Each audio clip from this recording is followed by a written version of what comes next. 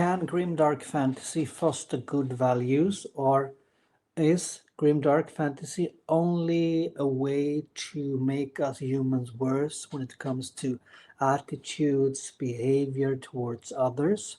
I think that is a very important question when you read a book like The Darkness That Comes Before by R Scott Bakker. I have just finished this book.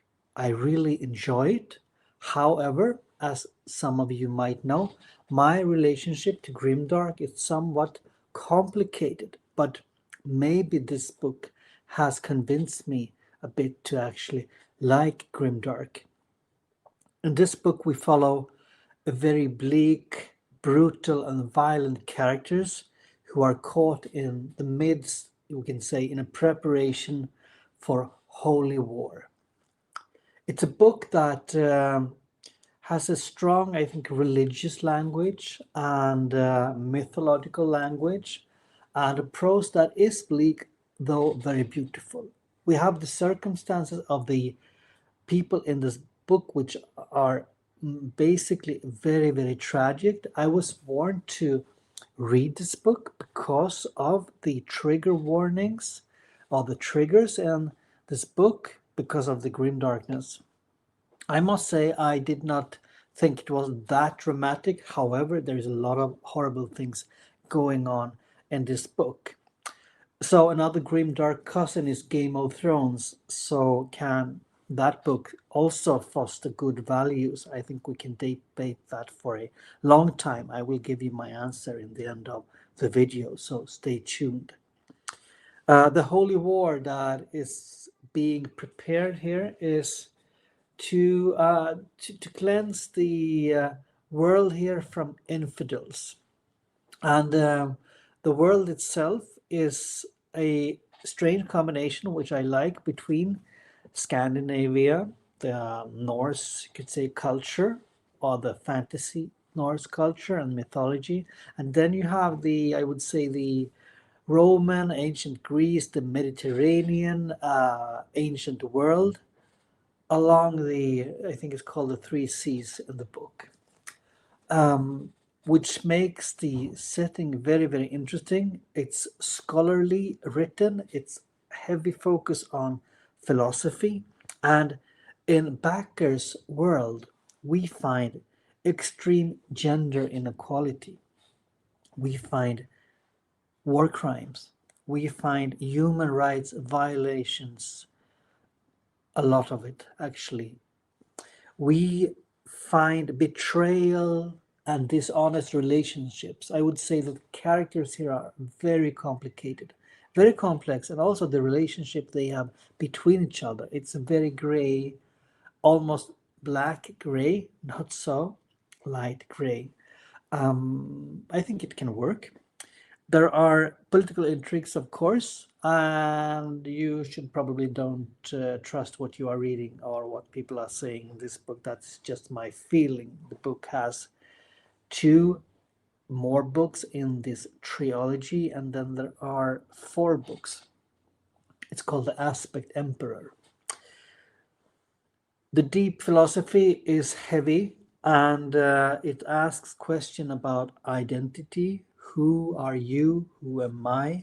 About power, about belonging, about trust, definitely about trust, about finding hope in the grimmest of fantasy worlds. There is not so much humor. I think it will become worse from what I've heard. So let's see if you read the book, but don't spoil anything. But maybe the lack of humor makes this book actually approachable for me. I will come back to that as well if we compare it with other grimdark fantasy out there. I would say that the book explores all these tragic themes without endorsing it. That is how I interpret R. Scott Bakker. He has commented on that in many interviews, and it's a kind of exploration on the evil of humanity.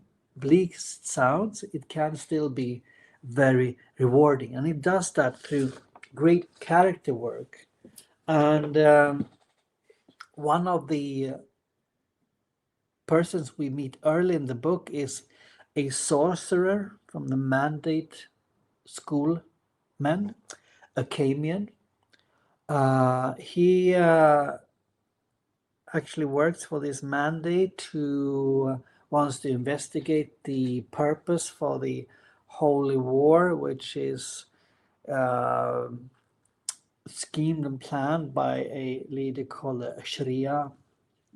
And Achamian is a complex character, and apart from just being a sorcerer, which is very controversial in this world, he's also in love with a prostitute called Esmenet, and they have a very complex relationship. We can't call it maybe love, but as close as love can be in this world. And the depiction of women, I know it's commented as very bleak, and from a perspective of women being inferior, that is extremely true. Women are treated very badly in this world. Still, at least with the characters I met so far, they have a lot of agency, and Esmenet is one of them, and she's very interesting to follow, although very tragic. You can say that she searches for confirmation and love and purpose, and everything she haven't been able to do because she's bound to this very tragic faith in this very patriarchal world. We also have a Dunyan monk called Kellhus. And actually, that's the one we meet in the beginning of the book, very early. And maybe a messiah-like figure, a monk with wisdom and maybe psychic abilities. Somehow, I think he's a very interesting character. Reminds me actually about some characters in the Pillars of Eternity world, which is definitely happier, but still.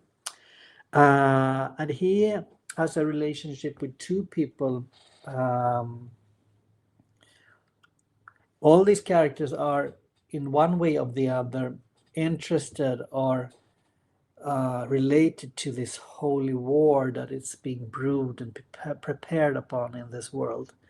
And we also have a barbarian, maybe Conan, maybe definitely Karsa or Long and Malazan Book of the Fallen. I get the feeling of that person.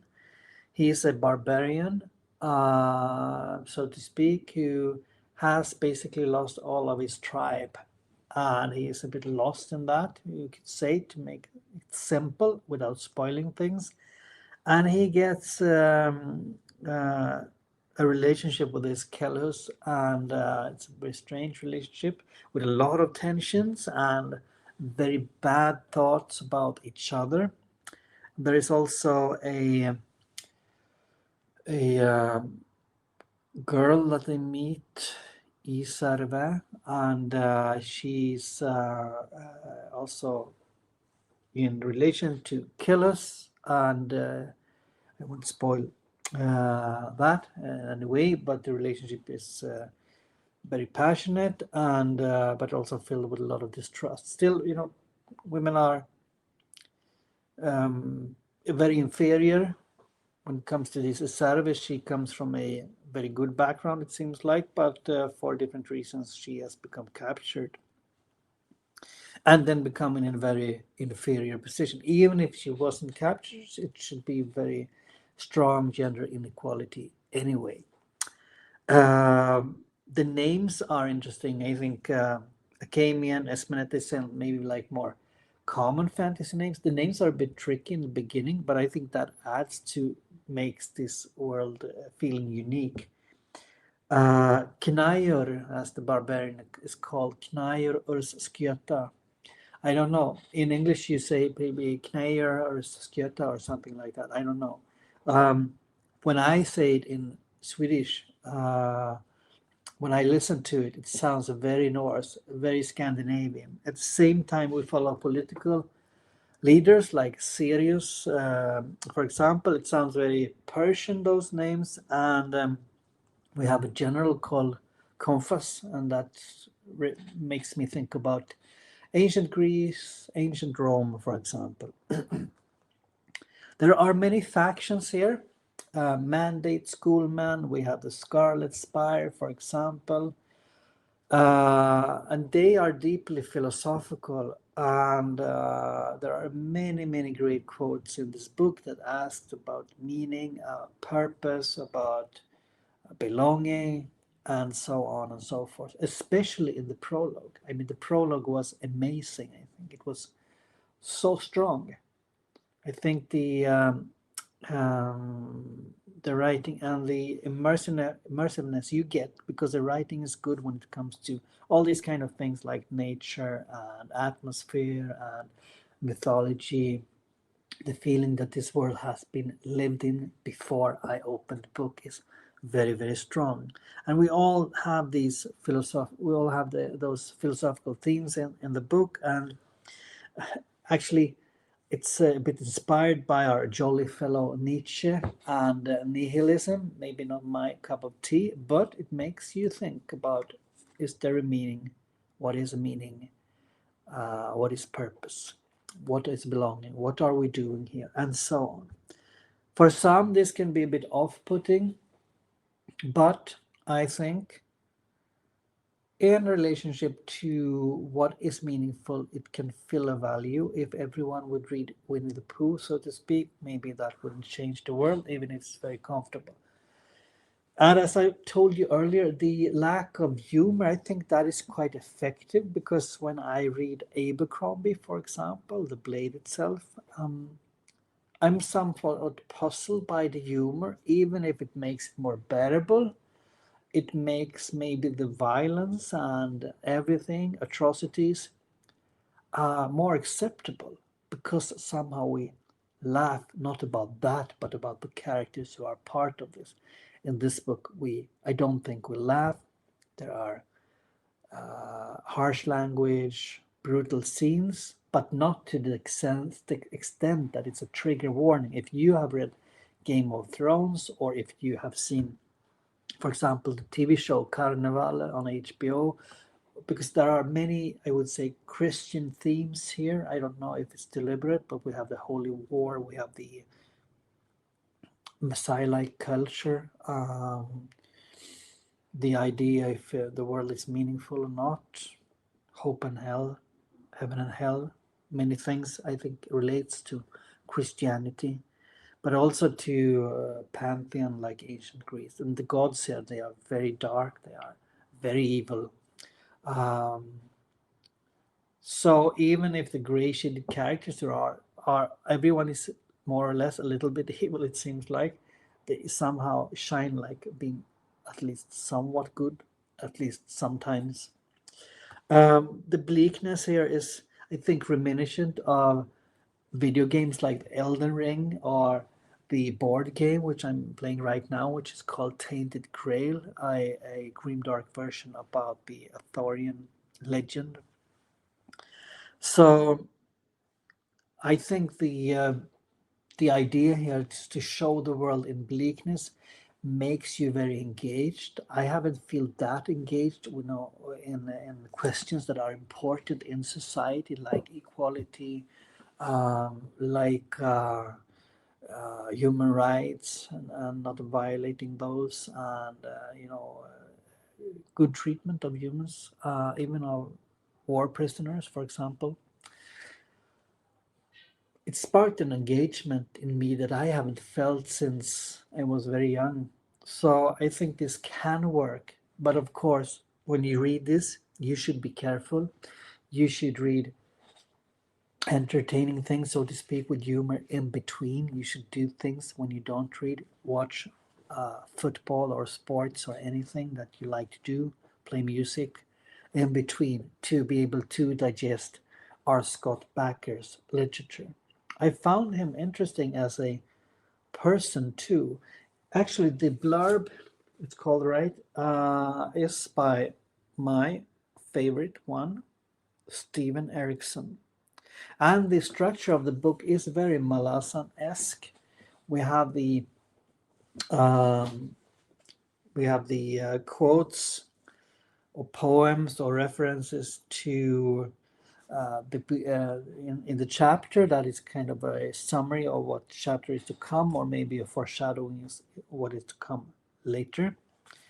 And actually, it starts with if it's only after that we understand what has come before, then we understand nothing. Thus, we shall define the soul as follows: that which precedes everything. Aiensis, the third analytic men, the first apocalypse, it's prologue 1. There are those quotes spread out in the book, and if you like deep things, philosophical things, spiritual things, this is a very much something that is right for you. If you want to read about injustices and get energy for changing them, I think this is a book for you. I have started in the second book, which is supposed to be very, very bleak, very, very grimdark. Let's see how I think about that. Will it be too much for me? I don't know. The Warrior Prophet. That's the second book. And I'm not sure how I will enjoy this book further, but I will keep talking about it. I will keep making videos about it, similar to my Malazan take on this channel. I will try to do some deep dives on the lore and the cultures here. Only if you are interested, of course. So if you are, please tell me in the comments below, or just comment on that on the community page. I'm interested to explore this type of fantasy literature that maybe can change us as humans. I think Stephen Erikson is part of that. I think this book can be that as well. And maybe, what will it become too grim, too dark? I don't know. And will it change my perspective? Let's see. So, what are your thoughts on Grimdark? Can it change humans to the better, to the good, or is it only Grimdark? Only Grimdark. I have this idea that if you read this of some kind of fascination, that seems very strange for me. The grim darkness, the terrible circumstances everyone is in here, especially women, but also other people, also men in here. I hope people don't read it from that perspective, but that is always a risk, right? So, too grimdark, or grimdark so good that it can foster good values?